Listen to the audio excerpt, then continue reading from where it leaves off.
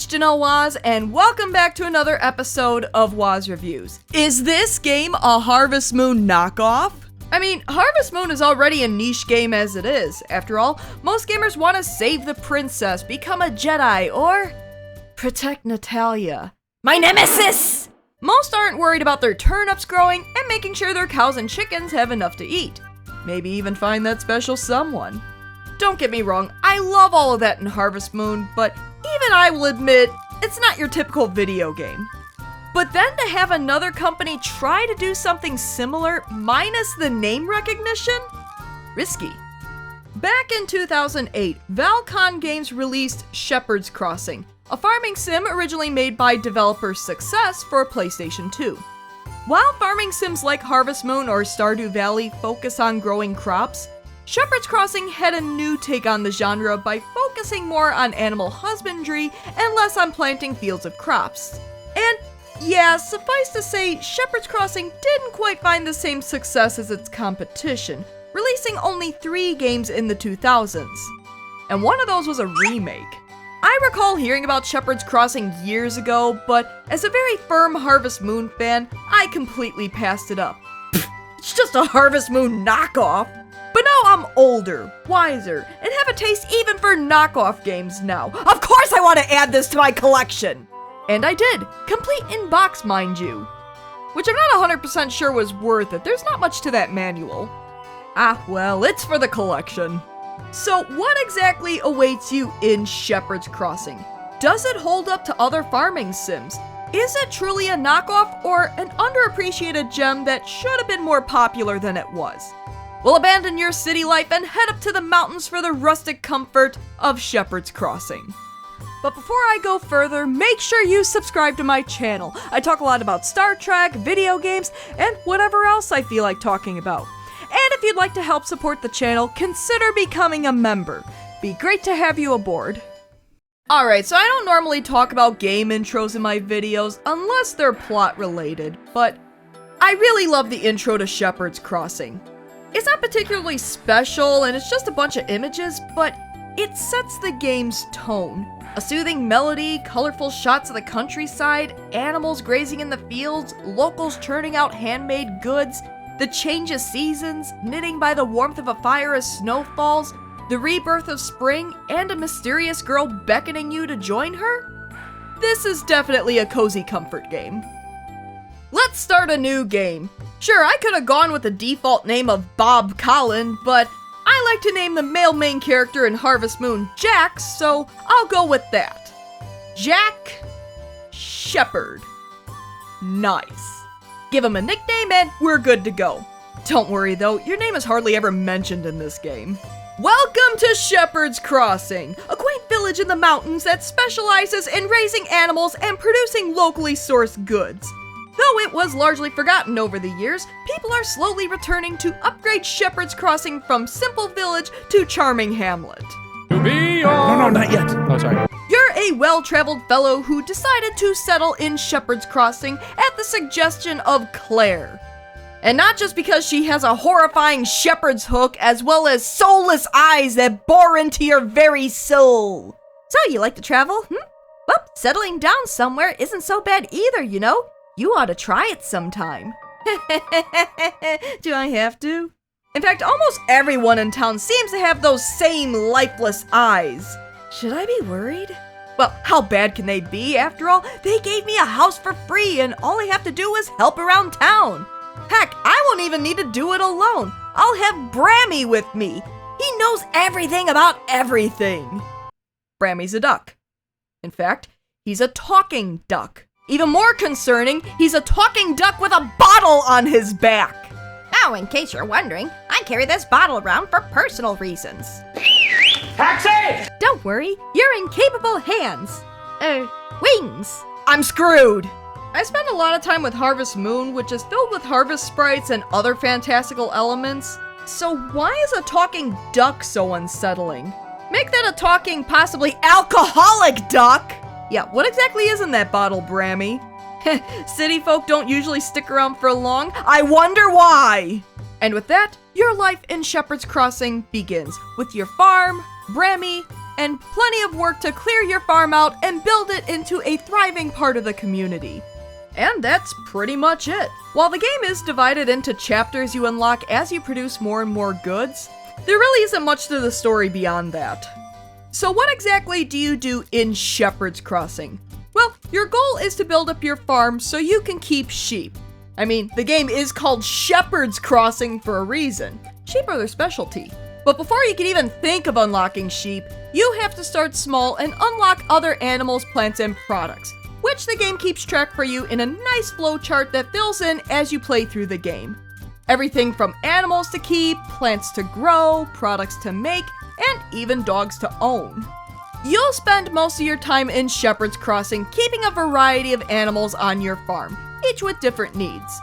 While most farming sims stick mostly to chickens, cows, and sheep, Shepherd's Crossing starts you out with marmots and slowly works you up to keeping rabbits, chickens, ducks, geese, goats, wild boars, and even yaks, llamas, sheep, and beyond.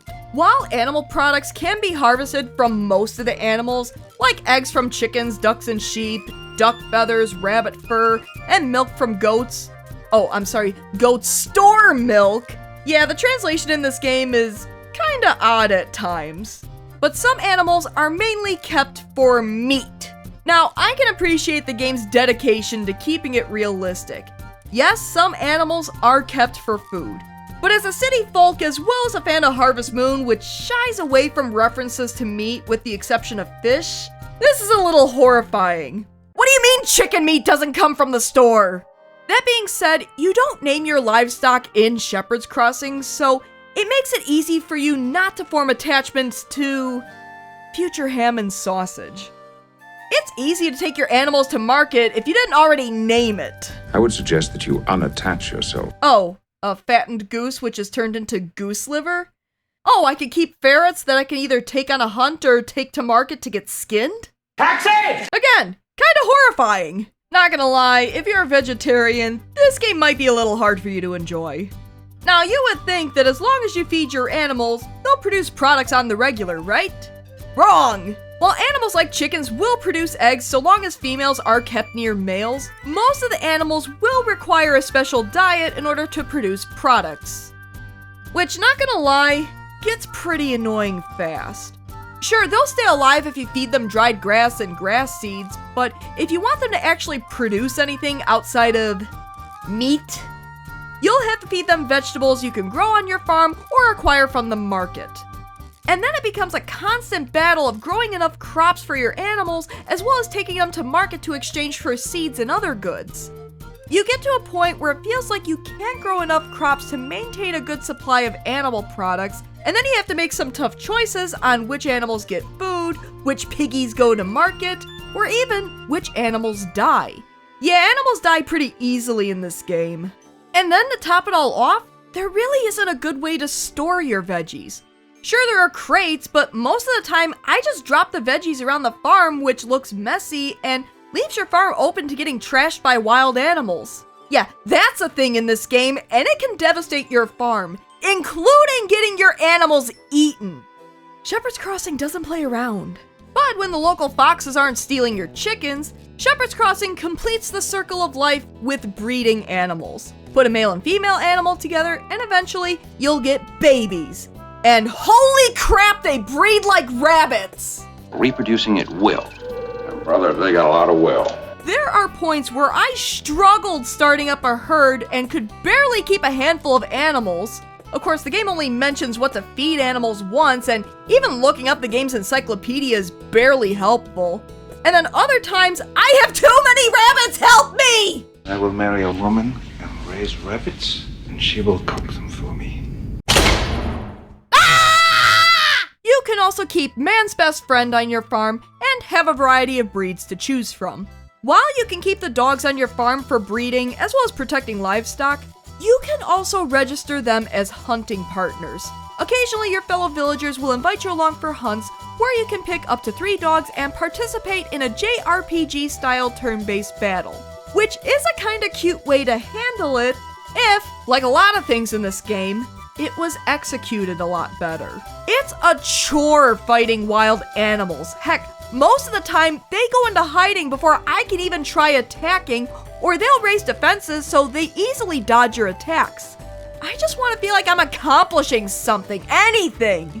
Heck, the entire thing is decided by points, and you can straight up lose the hunt and any rewards if your buddy gets more points than you do. The rewards aren't even that great. Sure, you can come away from the hunt with some extra meat, but to be honest, it's just easier to raise it yourself.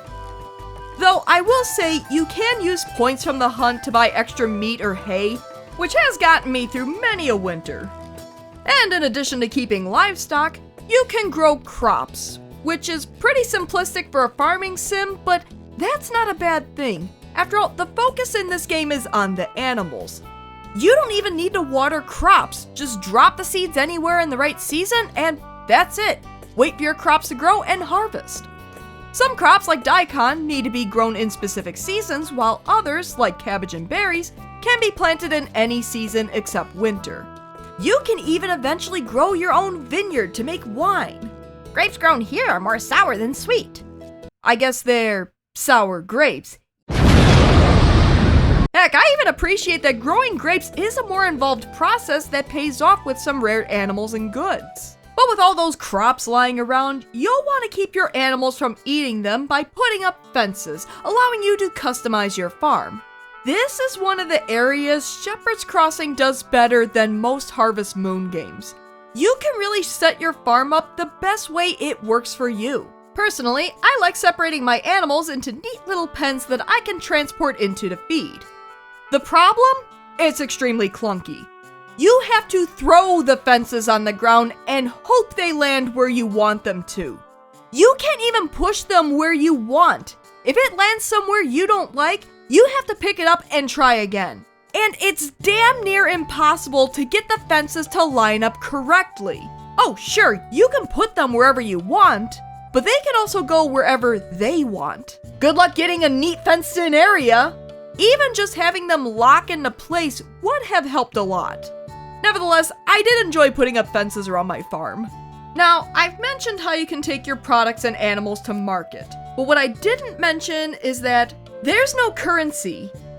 Yep, they're on the barter system. Wait, no money? Working for the betterment of mankind? They're in the United Federation of Planets? The acquisition of wealth is no longer the driving force in our lives. Before I even started playing this game, I figured this was either going to be an interesting mechanic or extremely annoying. And it's a little of both. It does force you to diversify your farm. You can't just produce one good because your farm will never grow. But at the same time, it's really easy to get stuck. You can't progress the plot because you can't barter for that one item you need because you spent all your grapes and have to wait until next fall to get more. Granted, the barter system can come in handy in the dead of winter if I need food to feed. Let's say my goats and rabbits. I can barter a rooster for some chicken meat and get a lot of daikon to feed my livestock. At the same time, it's a heck of a lot easier just buying what I need. But okay, the barter system can be called an interesting challenge. But what actually hurts the game? The lack of an actual town. The game may be called Shepherd's Crossing, but it should more accurately be called your farm, which is located in Shepherd's Crossing, and you occasionally look at a list of goods to sell. One of the things that elevates Harvest Moon above a mere farming sim is the town and characters. It adds a human element to the game, getting to know the characters, building relationships, even getting married and raising a family. And they're characters that stick with you even years later. Shepherd's Crossing simply doesn't have that. Oh sure, there are characters in the game, even characters with interesting designs, but they're reduced to images that you see once you meet certain criteria. I want to know more about the burly blacksmith with a corgi, dang it!